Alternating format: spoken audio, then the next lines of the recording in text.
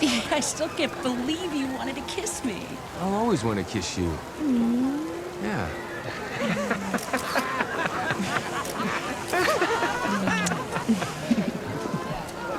Hey, that picture you just took, it was kind of a private moment. You mind deleting it? Yeah, I do. Hey, come on, man, don't. Don't do that. Hey, come on, take it down. Take it down. Make me. Hey, Dan, leave it. Let's... Yeah, listen to your lady, Dan. Is there a tough guy in there, Dan? Are you a tough guy? Oh.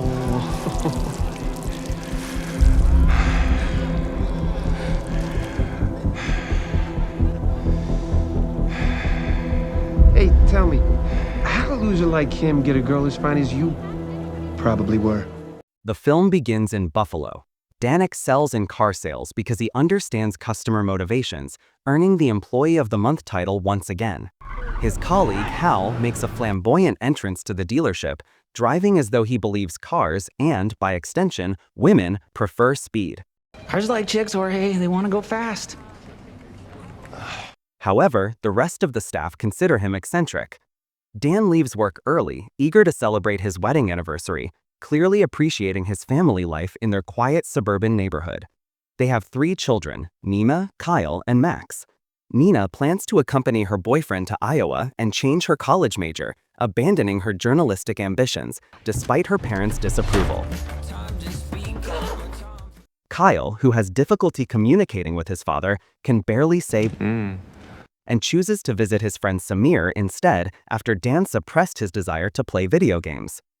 Where are you going? Samir's? Again? You made me quit gaming so I'd make friends. I made you quit gaming because blowing people's heads off 24/7 isn't exactly healthy. You know, you're meant to be babysitting tonight. It's our anniversary. An argument breaks out between Nina and Kyle over who will take care of Max during their parents' anniversary. Dan intervenes, assigning Nina the babysitting task and suggesting Kyle spend some time outside the house. Nina reluctantly agreed, hiding her frustration while suspecting Kyle's true intentions at Samir's house. Kyle went to Samir's house and paid $200 to rent a gaming setup in the garage. Unbeknownst to his family, Kyle has gained wide fame as a streamer known as Killboy, famous for his skill in shooting games. Dan and Jessica celebrate their anniversary each year by visiting a carnival.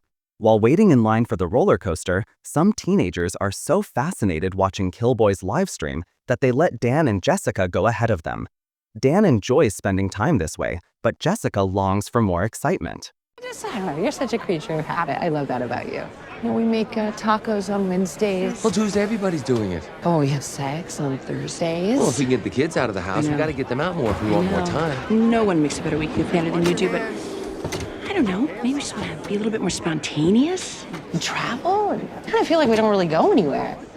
After an exciting ride, Dan promises to make their outings less predictable. In an intimate moment during their kiss, someone takes a picture without permission. Dan confronted the young man, asking him to delete it, but the young man mocked him and escalated the situation by posting the picture online and insulting him, calling Dan a loser. Jessica urged Dan to ignore it, but the provocateur poured his drink on Dan, mocking Jessica for being with a weak man. Dan, who struggles to control his anger, walks away despite the disrespect. On their way home, Jessica assures Dan that she doesn't want him to confront the bully, knowing his strong aversion to violence. However, she secretly feels disappointed in him. At home, Dan contemplates the incident. He skillfully changes his son's diaper. Wait. Go. Wipey.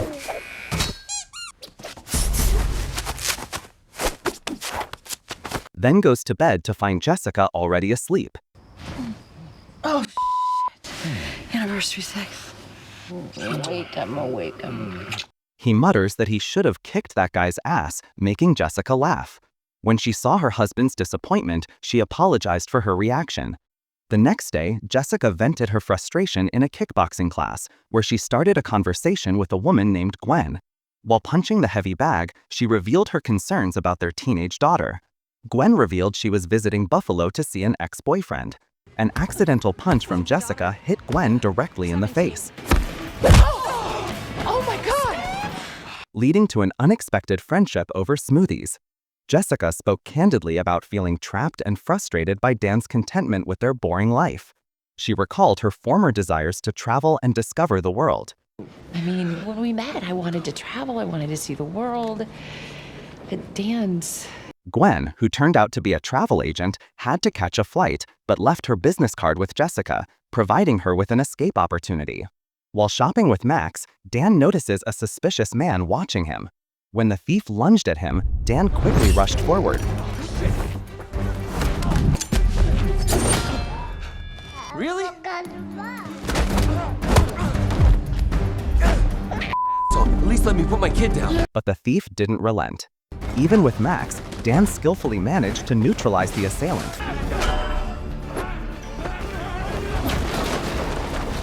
Surprising the passers-by. On his way home, Dan drove through the streets like any famous family man on TV, attracting curious glances from his neighbors, who sensed a change in him. At his home, Dan discovers a hidden storage room filled with weapons, old passports, and stacks of cash. Dan becomes worried, so he calls OG, his former colleague, to arrange new identities for his family, revealing that they are in danger. OG tells Dan that his former boss, McCaffrey, is looking for him everywhere. Fearing that the picture posted online had revealed his location, Dan offered $500,000 for new ID cards. I'm in a place once I'm on the road. Vegas? Why Vegas? I can't tell my wife I'm taking her on vacation to Tempe, Arizona. Vegas I can sell. You haven't told them? Are you mental? What, you think it's that easy? What am I meant to do, sit him down, tell him the whole story over French toast? OG was shocked that Dan's family was unaware he was a professional killer and urged him to tell his family the truth. Otherwise, it would be extremely difficult to escape McCaffrey's mercenaries with his clueless family. In a hurry, Dan packs his family's bags. Rushing, he heads to his children's school and interrupts a newspaper editorial meeting to ask about Nina. One of her colleagues informs him that she hasn't been the editor-in-chief for 3 months, likely due to her boyfriend's influence. 100. Try under the bleachers. That's what I thought. Change happens, and she goes, no, that's how community college happens. Nina! Dad, what are you doing here? He felt disappointed, expressing his frustration at her abandoning her journalistic dreams. But there was no time for contemplation. He had to pick up her brother from the chess club. Dad, wait. What now? He's not there. Where Dan grew sadder upon learning that Kyle had left the club too. They drive off to Samir's house, where Dan discovers that Kyle had been paying for his streaming setup in the garage. Dan tells his kids they are heading to Las Vegas. At Jessica's workplace, Dan convinced her to embark on the spontaneous trip she had been yearning for. Woo! Oh, Yeah. so fun. Jessica was confused by this sudden urgency, hesitating at first, but Dan's insistence and sales skills won her confidence. She was impressed by this new side of Dan and agreed enthusiastically. As they prepared to leave, Dan saw a black SUV parked in front of the hospital and urged Jessica to leave immediately. As they pulled out of the parking lot, McCaffrey's men appeared. As a bus passed, Dan skillfully managed to evade the pursuers, making up stories to explain his sudden driving maneuvers. Despite the intense pursuit, Dan continues to evade his pursuers, keeping his family unaware of the danger. Dan realizes there is a tracking device in his car, so he quickly drives it to his workplace, barely closing the doors on the pursuers. In a hasty attempt to hide their actions, he lifts the car with his family inside. Dad, what the hell? Language, Nina. Dan, what the hell? Claiming he needs to change the oil and check the coolant. Can we not be in the car for it? While under the car, he found the tracker and managed to remove it just as the pursuers passed, completely avoiding them. When Dan saw Hal about to test drive a new car, he encouraged him to speed up, secretly attaching the tracking device to his car. Yes, right. Get her on the freeway. You open her up and you get a ticket, it's on me. The pursuers fell for the trick. With 33 hours left until they reached Las Vegas, Dan's wife and kids were busy tweeting and posting about their trip. What are you doing? I'm posting about our trip. Look, do we really need to be posting and tweeting and TikTok? In my day, road trip's all about interaction. Please, I can't do the dad lecture right now. You literally don't even know how to text. To avoid detection, Dan collected everyone's phones. They were unaware that he planned to dispose of the phones permanently. Oh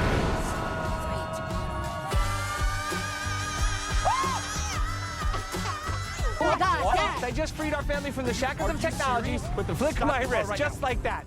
Now, without phones, they rely on traditional navigation systems. At a travel agency, the employee is delighted to learn they don't have phones and pulls out dusty old maps. Dan hands him a wad of cash, requesting a room booking at a Las Vegas hotel.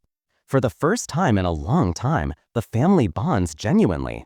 The parents and eventually the children sing the Vanilla Ice song Ice Ice Baby on the road, creating an unforgettable family moment. Meanwhile, McCaffrey visits Dan's house personally. His technician discovers Kyle's identity as the famous streaming star Killboy.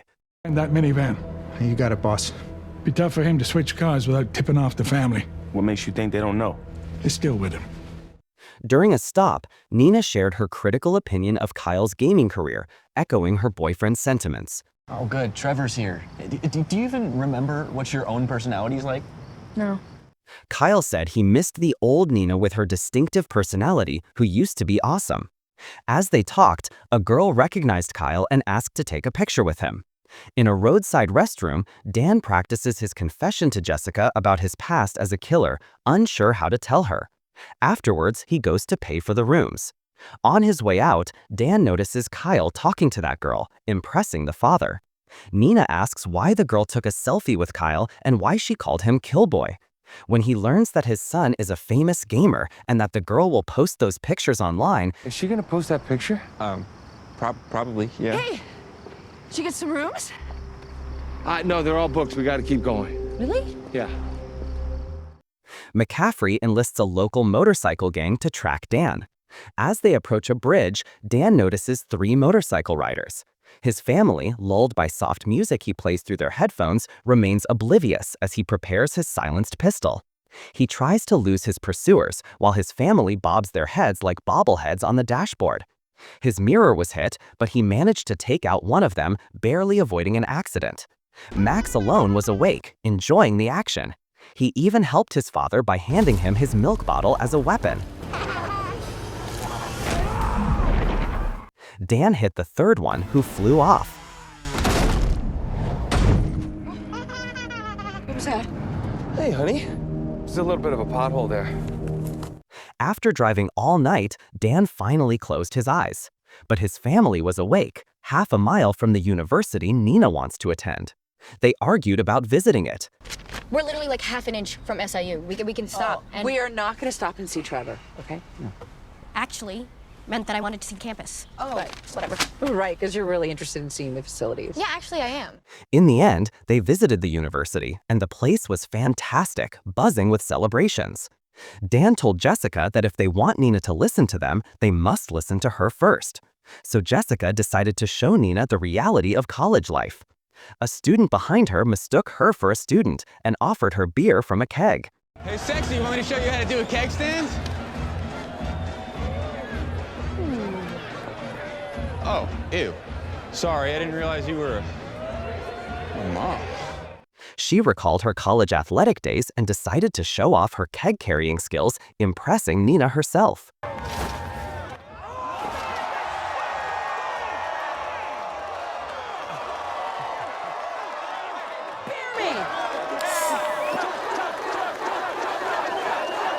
Don't you ever try anything like that. That was awesome, actually. The main reason Nina wanted to visit the campus was that her boyfriend Trevor studies at this university, Kyle tells Nina. Constantly, just because you guys don't get Trevor.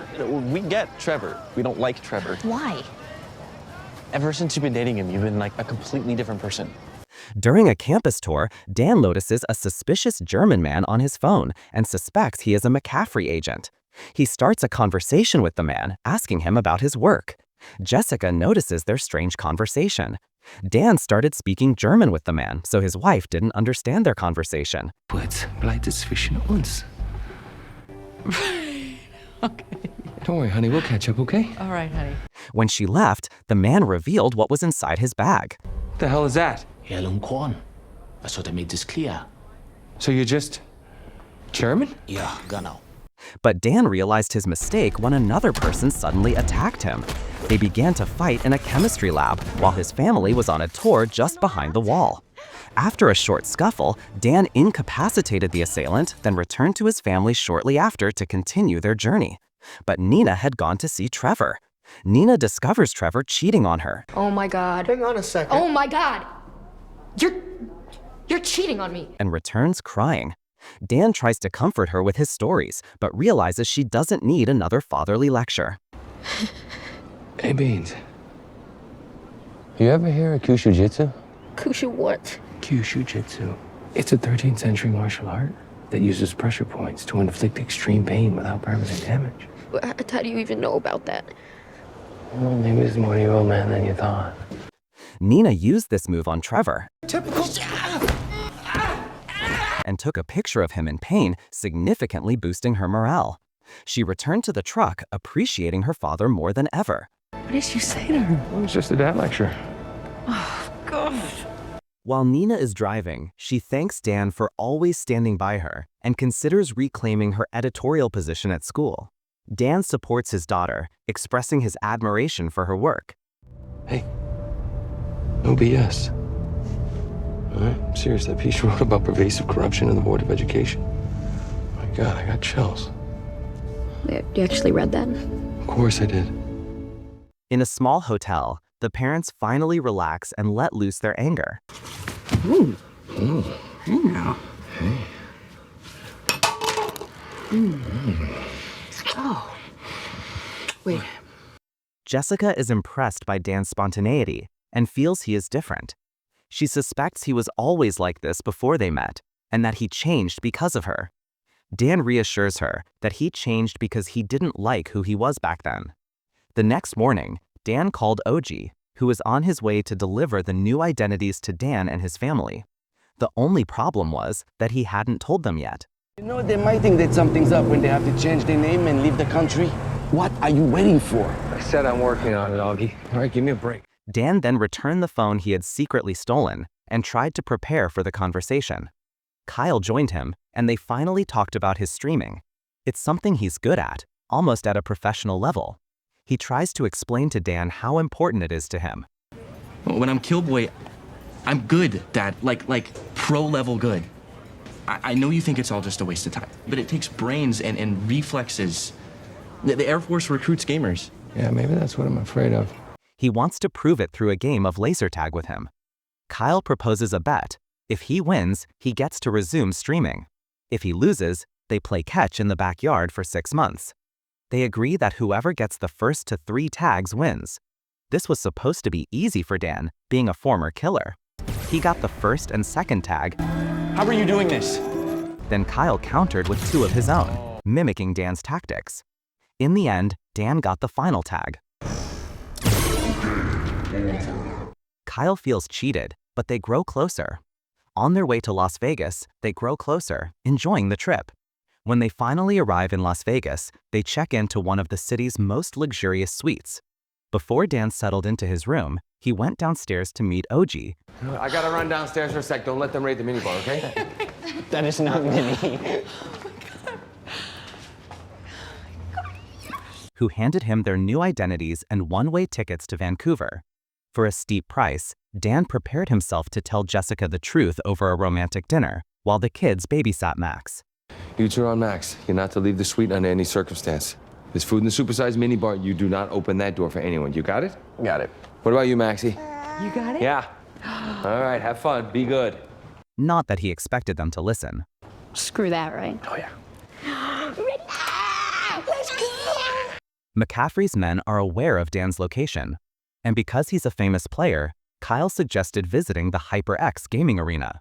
Nina doesn't want to go to a place crowded with Kyle's fans, but she has no other choice. I think it's just down here. You're gonna love it.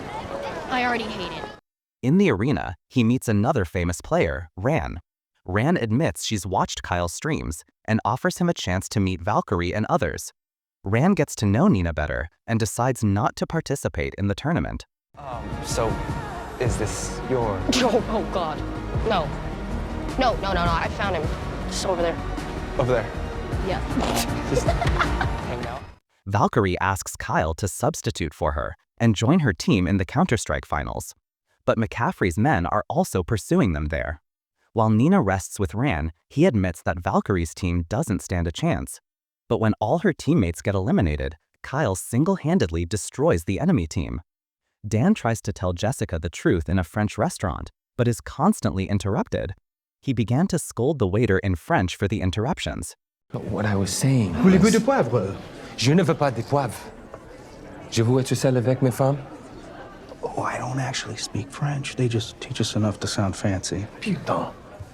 Jessica was astonished by her husband's knowledge of a second foreign language, something she never knew about him. Lacking the courage to reveal the truth about his past life, he began to explain it in French.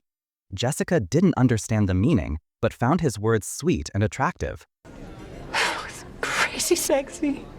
Why does everything sound so much better in French? It's an innately melodic language. At some point, you and I are gonna have to talk about why you never told me you can do that. I mean, it's crazy you didn't tell me. He decided to postpone his confession for a bit and go gamble with Jess. After a while, he decided to check on the kids, but his call went unanswered, so they returned upstairs. In the suite, Jessica is momentarily fooled by mannequins set up to look like sleeping children, reassuring Dan. Jessica goes to freshen up, while a suspicious silhouette appears in the background. She sets up a romantic atmosphere with music and the scent of love. Thanks to the fog machine, Dan noticed laser sights and dodged the bullets. He grabbed a bottle of tequila Flecha Azul, threw the bottle and shot it, causing the attackers to catch fire and neutralizing them. However, Jessica is taken hostage. Dan puts down his gun but skillfully grabs a knife. When the attacker calls him Sean, Jessica is shocked by the harsh reality. The attacker begins to talk about his plans. And then I'm gonna have my associate Hyper X kill your kids. Dan neutralizes him too, but the shock causes Jessica to vomit. Oh, that's normal, honey. Everybody barfs the first time. She then runs towards the children but finds the mannequins. She remembered the attacker mentioning HyperX and knew where to find them. Shut up! I don't want to hear it. I don't even want to look at you. I just want to find my kids who don't have their goddamn phones because you threw them away. At the gaming arena, as Kyle finishes his game with a 30-kill streak, Dan and Jessica arrive and take them away. Dan finally reveals the truth. We have to leave because more former coworkers are trying to kill us. Not from Planet Car Deals. I'm not kidding around. Ask Max. Before I met your mom, I was a covert assassin. I escaped that life, and now they found us. But the kids don't believe it until they are shot at. Dan hid behind a car and successfully neutralized the mercenaries. Now it was Kyle's turn to vomit. It's okay, honey. Everyone barfs the first time. In the aftermath, while they are hiding, Dan fully reveals his past, including his role as one of McCaffrey's mercenaries responsible for 43 kills. Kyle calls Dan a hypocrite for stopping him from gaming due to its artificial violence, yet being a hired killer himself. Now they understand why Dan didn't want to leave the city and why he so strongly opposes social media. He hands them their new identities. Nina is now Molly Anderson. Molly Anderson. At least you got a real name. I'm Van. I'm a vehicle. Van? After 18 years of lies, the family refused to accept him. Jessica decided to leave him and take responsibility for the children. You were an assassin for hire. I kept the truth from you to protect you, okay? But our love was real. Real? Are you serious? Well, was it so real that you couldn't trust me with knowing how much danger we were in? You're a stranger. Named Sean. Archibald Anderson. Oh, damn it, Augie. She calls Gwen asking for help, while Dan is left standing guard outside until morning. Despite Dan's attempts to explain that the situation is unsafe and that McCaffrey will pursue them, Jessica asks him to be careful and stay away from them. When Jessica arrives, she is amazed to see Gwen waiting for her on a private jet. What are you doing here? I wasn't expecting all this. I was on a layover nearby and I thought... On board the plane, Gwen told Jessica about her ex-boyfriend in Buffalo. They were together for years. Then he left her to marry another woman.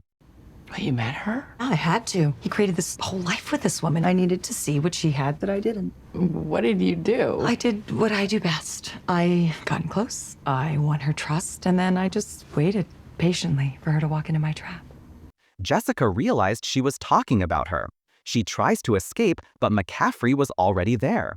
McCaffrey calls Dan to inform him that his family has been taken hostage. He arranges a meeting at an abandoned hotel. McCaffrey's followers are everywhere. Hello, old friend. You brought him for this, huh, Spiros? He brought everybody. Follow me. Dan is flattered. Upon arriving at the apartment, McCaffrey asks for a sarcastic hug. It turns out he is Dan's father. I'm sorry, what? I'm your grandfather, Kyle. Oh my God, we're British. McCaffrey wanted to kill Dan for abandoning him. But in the last few days, Dan wasted every man McCaffrey sent after him. So he felt proud of his son. And now McCaffrey wants him back. If Dan returns to work with him, he will leave his family alone. But on one condition, Dan must never see his family again. If he refuses, his family will die. Having no other choice, Dan agrees. McCaffrey orders his followers to escort the family to the airport. Suddenly, the children's morals kick in. They want Jessica to protect Dan. Kyle innocently presses the elevator buttons. While the kids try to convince their mother that they can't abandon Dan, Jessica starts changing Max's diaper and shoves it in the villain's face, knocking him out. They are going to get their father back. While McCaffrey goes to arrange some things, Gwen uses her feminine wiles to seduce Dan into returning to her, ignoring the tech expert. She is aware of Dan's methods. The family is there to rescue him. While Gwen is sleeping, the tech expert is captured. Dan apologizes for hiding secrets from Jessica. I'm so sorry for this, you guys. For the ass-grabbing part or the 18 years of deception thing? Both. All of it. I wanted to tell you about everything, but there was never a good time. Never a good time. When was I going to tell you? On our first date? Our second? When you were pregnant with Nina, or by our fourth? What? Do the math, Nina. He wants to be her husband and a loving father to her. Meanwhile, McCaffrey noticed something was wrong. By the way, the tech expert is a fan. Kyle tried out the drone, and it turned out Dan is very skilled with technology. You're not anti-technology. The henchmen are coming. He tells his family to go to the roof and he will deal with them. Kyle will be his eyes and ears. Kyle used the drone to spot McCaffrey's men and relay the information to Dan, who skillfully dealt with them despite their numbers. McCaffrey noticed the drone helping Dan, so he woke up Gwen to find the family. Call it off, Dad. Hold your fire! Change your mind, Sean. No, but here's your chance to. Call it off now. But he didn't listen, and even though 10 men fired automatic rifles, none hit Dan. Jessica noticed the elevator ascending, hid the children, and fired when it arrived, but Gwen subdued the guard on the left. Gwen mocked Jessica, realizing her superiority in hand-to-hand combat, and didn't take her seriously. You think you can beat me because you took some kickboxing classes with the Y and wear Lululemon? Oh, no. Oh! With strong decoys still in place, Kyle said there were still 9 men left. Dan takes them down one by one, making McCaffrey proud. Finally, he shoots down the drone. Meanwhile, in the prolonged catfight, Gwen comes out victorious, burying Jessica under a pile of debris. McCaffrey knocks Dan down, getting a clear opportunity to finish him, but he has to shout about his family's weakness. Meanwhile, Gwen corners the children, and this gives Jessica the strength to lift the debris, though she still gets thrown around like a sack of potatoes. Dan successfully unloads the bullets from McCaffrey's pistol, forcing them into a hand-to-hand fight. Jessica, a former heptathlete, picked up a bamboo stick and tried a pole vault, but failed miserably. Gwen laughed when Jessica tried again, but this time, Jessica threw the spear at her. There's 9 other events, bitch. Oh my God, Mom. McCaffrey defeated Dan in the fight, then grabbed a gun to finish him, but the family entered. Nina told McCaffrey she was happy with her grandfather and suggested they become a normal family. This distraction gives Dan a chance to act. The family reunites and the police arrive. 6 months later, Nina becomes a famous journalist for her report on McCaffrey's killer organization. Dan establishes a security guard training company and employs OG. Jessica becomes a trainer, and Kyle continues producing online videos. The family prepares for a long trip, packing their bags into an RV to take Nina to Stanford.